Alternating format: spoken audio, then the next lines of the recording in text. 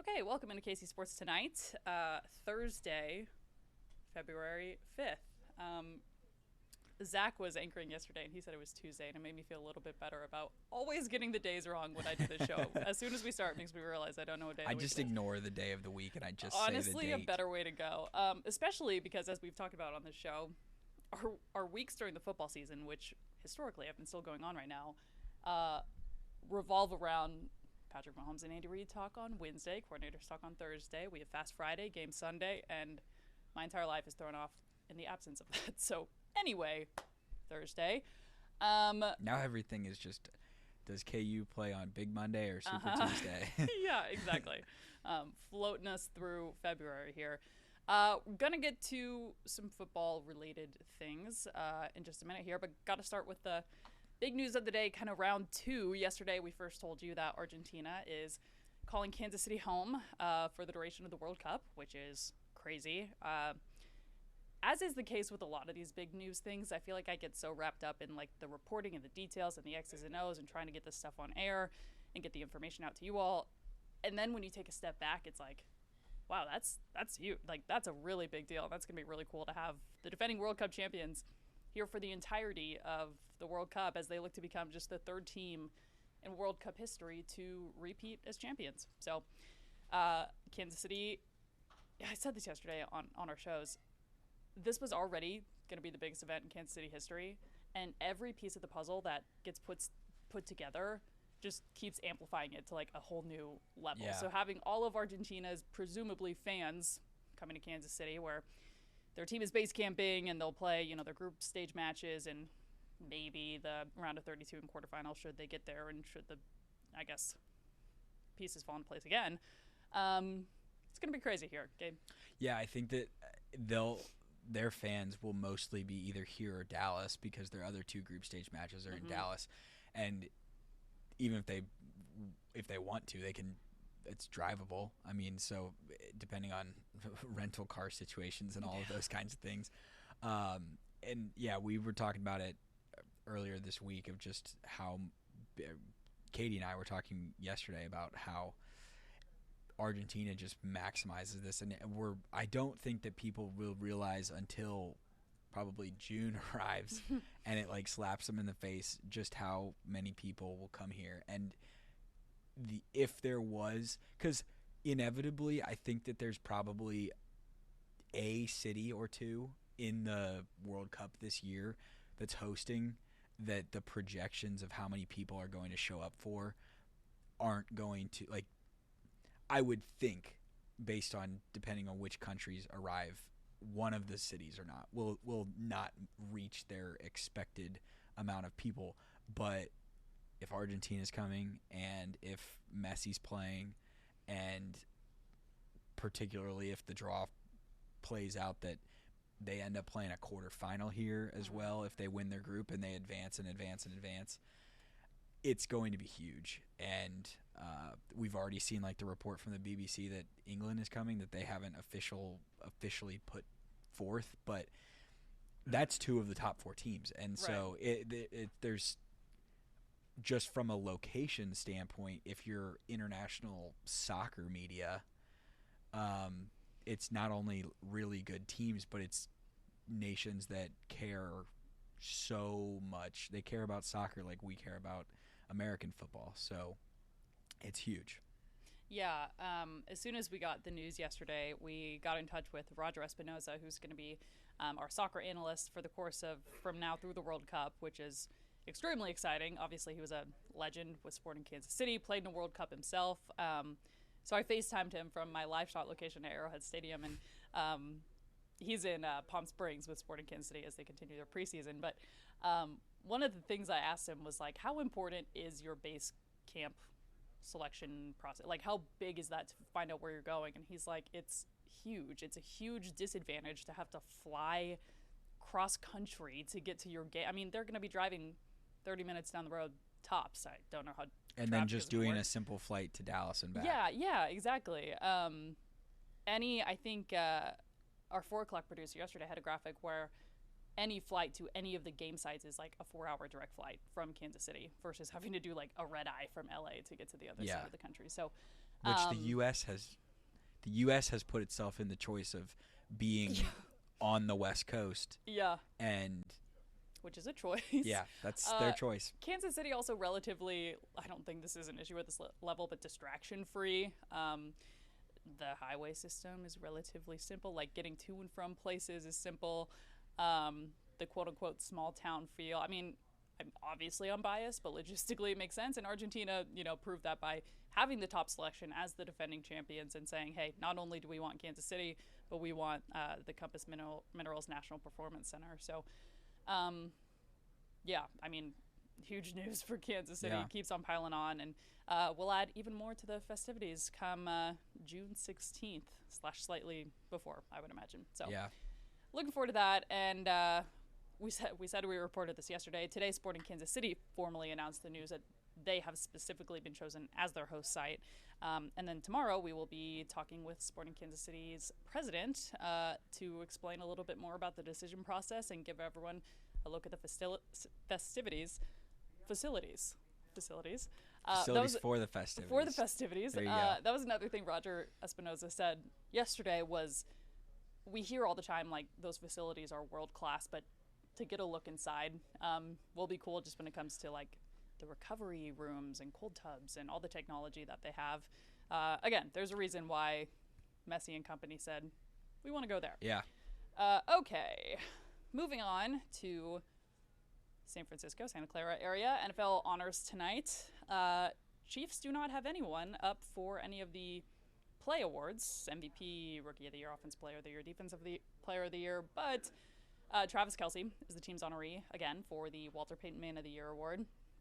Gabe, you and I were kind of joking earlier this afternoon, trying to, like, guess if he has a shot of it. We have no idea. Yeah, we do not know what the other 31 players in the league that were nominated do in their respective communities. But still, it'll be fun to watch tonight at 8 o'clock and would be another feather in Travis Kelce's hat. Yeah, you came over and said, do you think Kelsey's gonna win? And I said, I think he has a 1 out of 32 chance. Yeah. And I don't remember. I think that this was on Pardon My Take like years ago, but Blake Bortles was the Jacksonville Jaguars nominee, and he was like, were you bummed out? He was asked if he was bummed out about not winning the Walter Payton Man of the Year when he was their team nominee, and he said, I attended the award ceremony, but he's like, but I probably wouldn't even have gone if you had told me that Chris Long had been bottling water in Africa for months for his charity. Yeah. And so, as you point out, I don't know what the other 31 teams nominees are doing. I know what Travis Kelce does with Operation Breakthrough and 87 and running and all of that work. The selection process. The other thing is he keeps winning the charity challenge, the votes. Yeah. And so I don't know what the history of it is as far as giving the winner, allowing someone to like double dip and win the charity vote and win the others. But if he does win, he would be the 6th Chief to do it since the award began, and it would be the first time since 2009. So we'll see. Well, I think that it's who knows. Yeah. The other Chiefs related, I guess, or Chiefs adjacent thing to keep an eye on both tonight and then into Sunday, I would say, is we heard so many times in 2022 when the Super Bowl was in Phoenix and the Chiefs were playing in it and Patrick Mahomes won the MVP. He was named MVP, and then people were like, well, people don't win the MVP and win the Super Bowl in the same season. Drake May, if he wins MVP, could win MVP and win the Super Bowl in the same season. And that is he could. I don't necessarily think that he's going to win MVP. I think that Stafford is probably going to win it, or the Super Bowl. That was what I was getting at. Yeah. So I think he could come away with neither of them, but it's a possibility that he could get both. Yeah. So I think that it's a close MVP race between him and Matthew Stafford, but not as black and white as it has been in years past. Okay, kind of alluding to our next point of conversation, but you and I also realized before we started recording the show that we have not talked about The Super Bowl really this week, largely because there's obviously not a lot of local interests as opposed to years past. Um, it's been fun around the newsroom the last couple of days, kind of reminiscing on like where were we a year ago today or 2 years ago today, Or a 3 years ago today. or 3 years ago today, right? Or 5 years ago today. Um, but not being there is obviously disappointing. However, there are some local connections that we've talked about. The Seahawks center, Jalen Sundell, hails from Maryville, Missouri. Really cool story there about playing football at North Dakota State, being an undrafted free agent, and working his way up to starting as a center for the Super Bowl team Sunday. He also was an Uber driver after college and thought about quitting football entirely. Yeah. So really cool story there. Katie Marr did an interview with his parents this week right before they left for Santa Clara. So that is on KCTV5.com.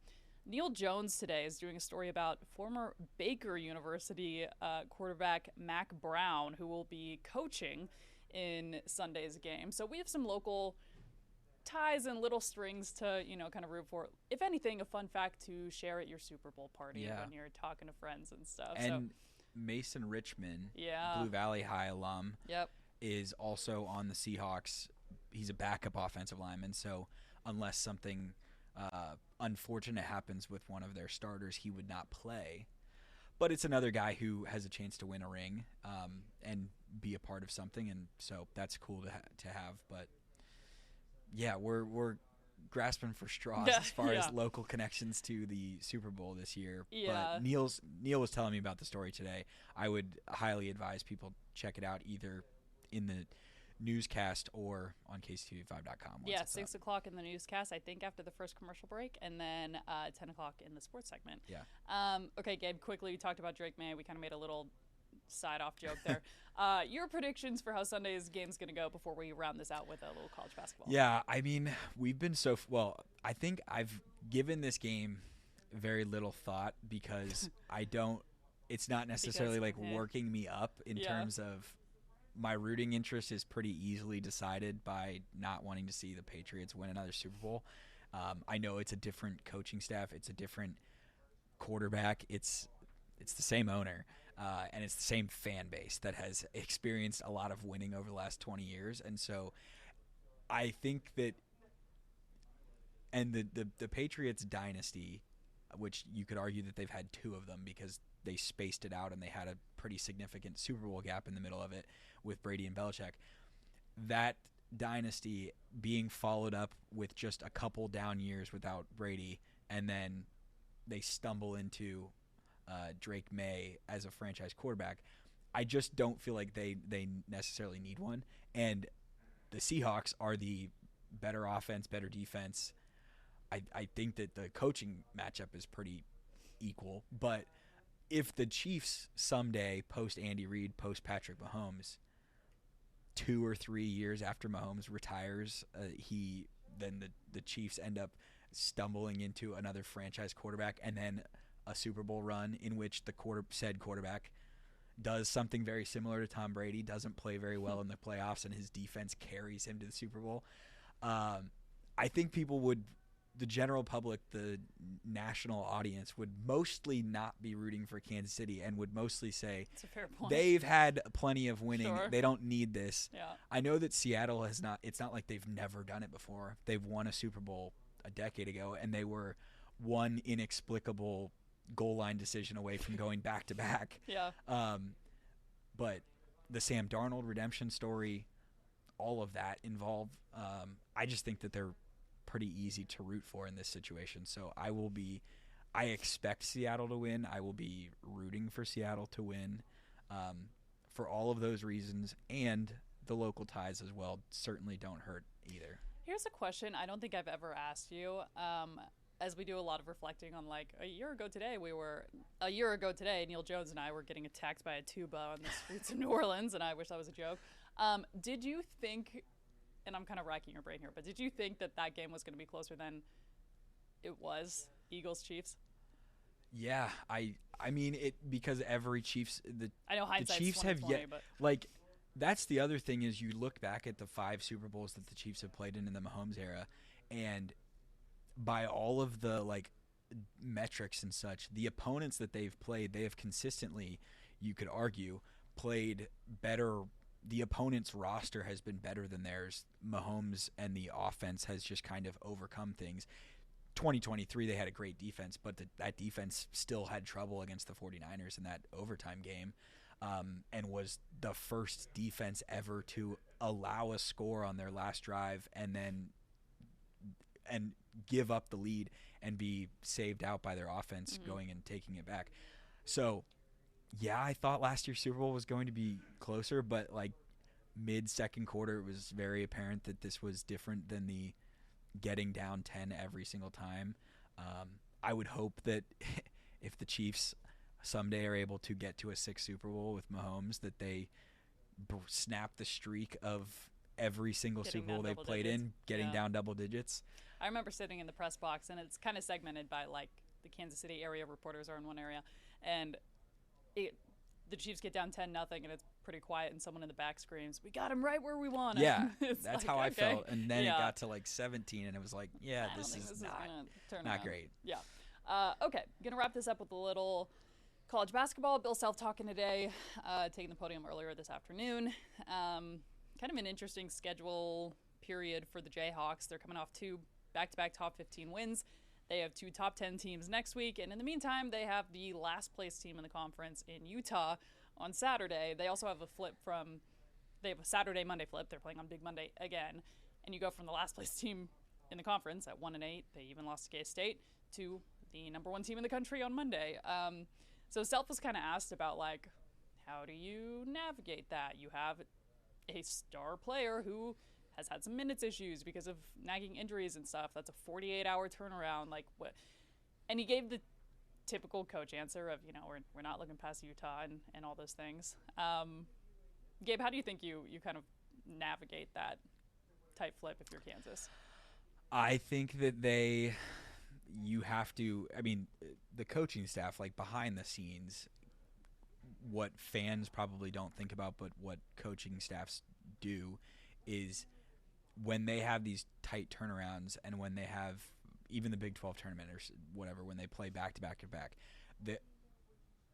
a coach on the staff is responsible for the Arizona scout.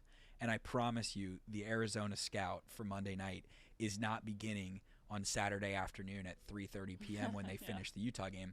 That whoever that individual is that's been assigned to do that scout is already well at work in terms of doing that, I promise you. And others are probably focused more on Utah. The team, as long as they don't show up like sleepwalking through Saturday, they should win. I subjected myself to watching Utah basketball last night because they were playing against my alma mater. I actually really enjoyed the game because Utah was so bad that they lost to a bad Arizona State team.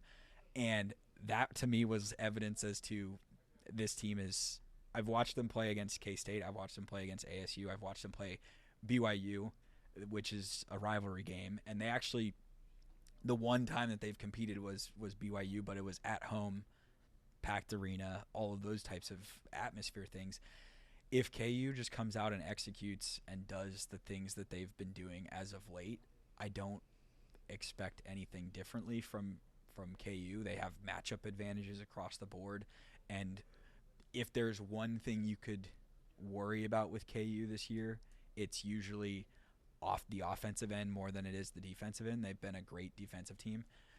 A, offense is easier when Darren Peterson plays, and B, Utah's defensive rating in the country is in the 200s out of the 350-something Division I teams. So they're a really bad defensive team, so that shouldn't be a big issue.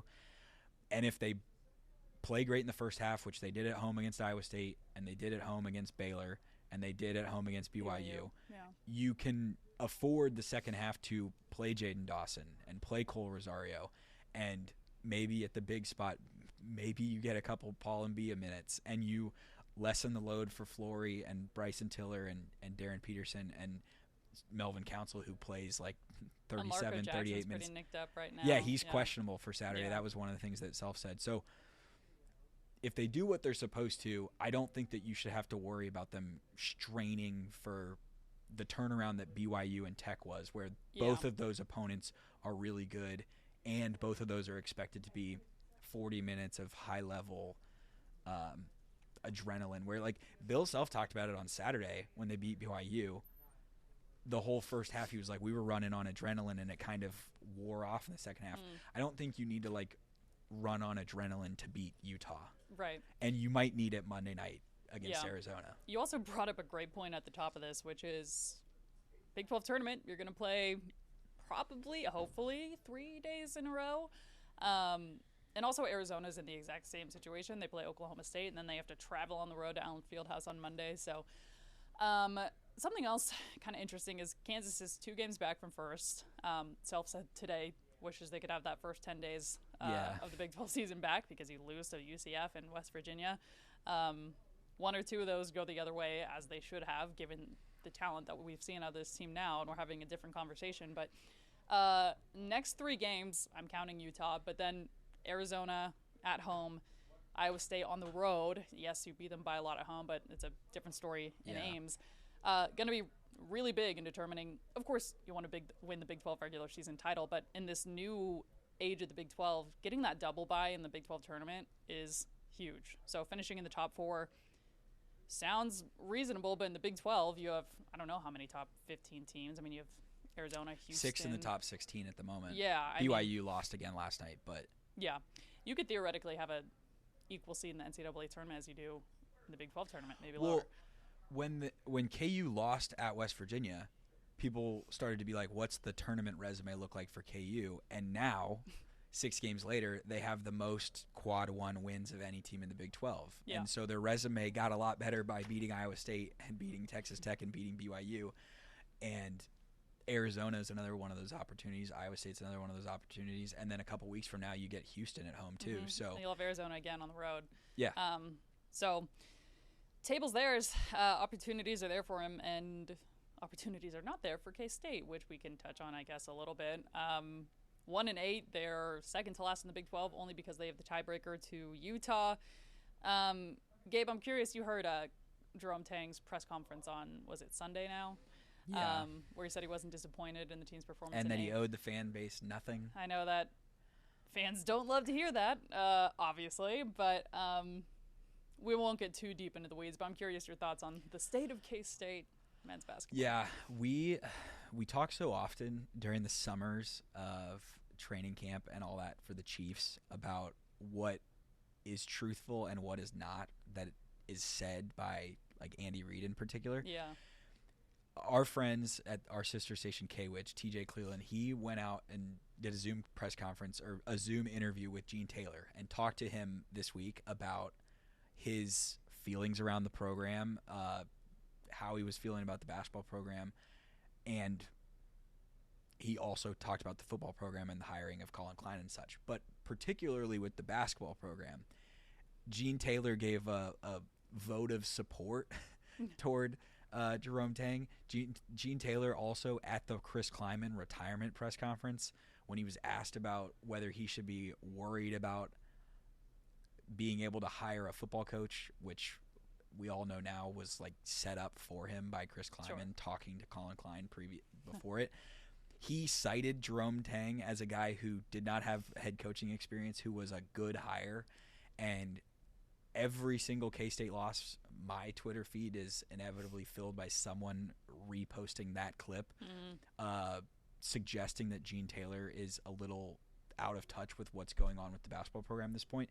So I saw those comments to K-Witch, and I question whether that is truth or whether that is a comment that you make now and then you reevaluate things in March, because everybody keeps talking about the $18 million buyout for Jerome Tang and pointing out that, well, it gets lower next year. It's still $15 million at the end of next year. So that's not like an amount that the university is just going to be able to eat.